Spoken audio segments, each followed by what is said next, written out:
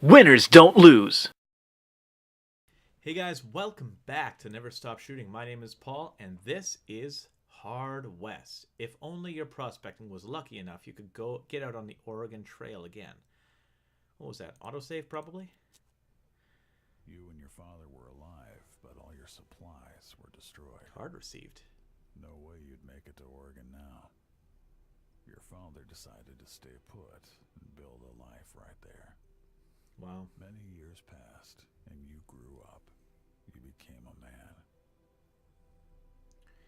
man. So the two of you took over the ruined railroad company buildings and tried your hand at farming. That would be really tough to be like, this is where my wife died, but we cannot move on from this place. We have to set up shop here.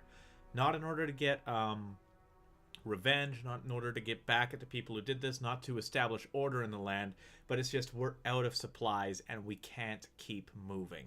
And so we have to remain where Mother died. The soil was dry and the land was dangerous. You spent 10 long years scratching out an existence from the dirt. Now you were grown. You figured the two of you should try for Oregon again.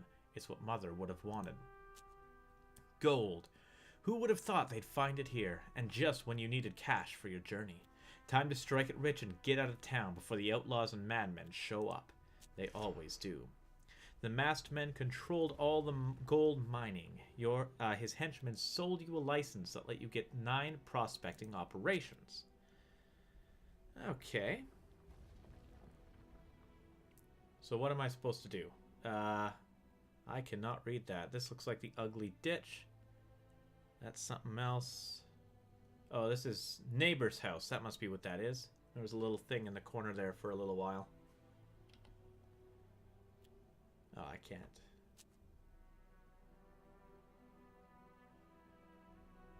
Interesting.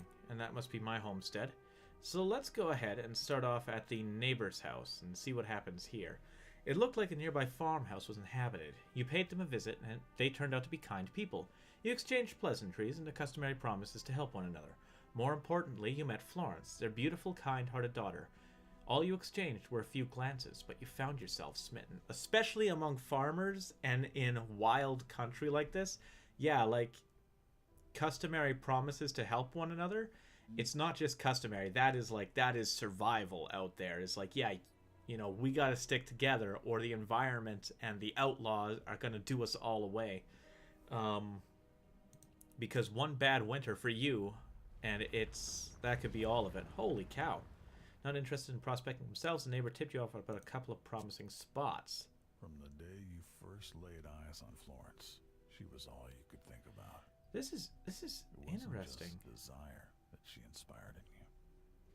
It was the way she saw the best in you. Aw. The way she made you feel. Oh no. In games like this, it always worries me when you get attached to people, you know? Because you just know that it's only going to end in tragedy after that. The mine looked like its hard rock depths were still untouched. There was probably gold down there. You rinsed the place for gold, costing you $15. That's all I have the money for. You collected placer gold deposits by rinsing gravel in a flat metal pan. The mine looked like... Oh, that's it? Oh, I got a little bit of gold out of that. Keep digging deeper. Excavated with a shovel. The mine look... Okay, but... Use unconventional extraction methods. Were effective but expensive. You first need to obtain or rent the proper tools. Okay, this is interesting because it's not just a turn-based strategy version, aspect of it. There's also this part of it.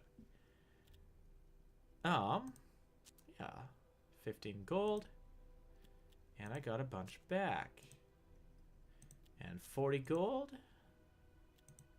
and I got a bunch back. Mine the hard gold, smashing quartz stones with a pickaxe. Inevitably, news about the gold spread. Overnight, several nearby homestead settlements were raided. Florence! Father worried you wouldn't make it back on your own. He'd figured you needed protection. You disagreed, but went along with his decision for the last time.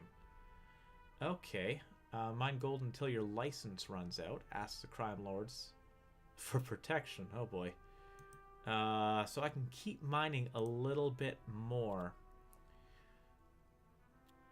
It might not be the smartest thing, but I got in. As you reached the first opening, you found a skeleton with its legs crushed under a boulder. You wondered if he bled out or if he died of thirst. His shirt, though stained, was intact and very good quality. Item recovered, a blood-stained shirt. Let's go even deeper. Get a little extra cash and some sturdy shoes. The next cavern cramped full of stale air. You found a little gold, but not much. How far to the bottom? Wounded and weary, you eventually reach the end of the farthest tunnel, and there inside a massive stash of gold. The air must have poisoned you, because as you went to pick it up, you hallucinated a tall man in a suit, smiling and smoking. As he turned to leave, he said, "Just so we're clear, that's mine. But you can borrow it for a while." Is that Death? Is that Death talking to me here? As you inched your way back to the sunlight, you heard a low rumbling around you. You hurried, hands trembling, heavy drops of sweat rolling down your face. You had just emerged, blinking in the sunlight, when the mine collapsed behind you. So Death let me take that money, essentially, is what it sounds like to me. Prospector's Camp. Oh, interesting. Oh, that's a lot of money. And it's just for the gold rinsing, which doesn't give me a whole lot, so I'm going to leave. And let's head up here. I'm slowly making my way up to the crime lords. The proprietor was eager to exchange goods. Do some bartering. All right. This isn't really what I was expecting from it. I was expecting a lot more of what you guys saw in the first episode there. I'm enjoying it, but priceless relics have a soothing effect on all witnessing their mindless destruction. Grants healing over time to allies in a radius. Okay, well, I'm going to hold on to everything that I've got, but I'm going to pick up a double-barrel shotgun because I feel like that is the right thing to do. Confirm. Trade. All right. We got ourselves a little bit of protection here, guys. The deal. The Mexican said he'd help if you split your gold money with him. He left you a bunch of guns, some empty blessings, and a promise to send a vaquero to help you out. Character has joined the posse. Cheech. Repeater rifle unlocked at Fate's Traders. Navy gun repeater rifle location has become unlocked. Homestead in the Crossroads. My homestead? My homestead. Oh, defend the homestead is my next objective. Oh, some folks said that just before sunrise there was an electric feeling out on the packed earth of the Crossroads. The kind that makes your hair stand on end and sends shivers down your spine. Some swore they'd met a man there, well-dressed and well-spoken, who offered them a tempting deal. He could make you powerful for a piece of yourself. But I declined that man's offer. I do not make deals with the devil nor with death. The man smiled, tipped his hat, and turned on his heel and left the crossroads. After a few steps, he had disappeared, though the night was crisp and clear. It's an orchard. Oh, this is the church all the way out here, huh? What do we got? God may have been away on business, but Reverend Gervais has a reputation for being a miracle worker. For a price, he could heal the most serious ailments. Those with less cash would leave a tip in the offering box, granting them a place in his prayers for the day. The prayer offering at a surprising high price for something that might not have worked at all. But I'm willing to pay it. I believe. I'm a believer. Would the offering grant awesome powers? Who knew? That's it for me. Now, though, why don't we head back to the homestead and defend it? Because we have got the blessings of Reverend Gervais. The bandits were coming. It was an hour of reckoning. We took up defensive positions. Oh, that's me. I look very, very tired. Or is that Father? Oh, no, I'm Warren. Warren, that's me. Father was a reasonable, law-abiding man, the best role model a kid could have. He never lost hope, no matter what the hard, unforgiving West dished out. After Mother died, you had grown up fast. You were always impulsive, courageous, and wild at heart. You always believed in doing the right thing, no matter the consequences. You never pulled your punches. As he himself often said, Cheech wasn't paid to talk, but he was a competent gunfighter. He didn't flinch from death. Okay. We got a couple of cards here.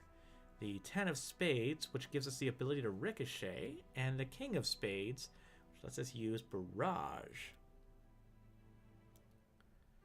Okay, it requires a lot of luck, but why don't we go ahead and put these on somehow? There we go. Oh, I see. Each character can get one of these.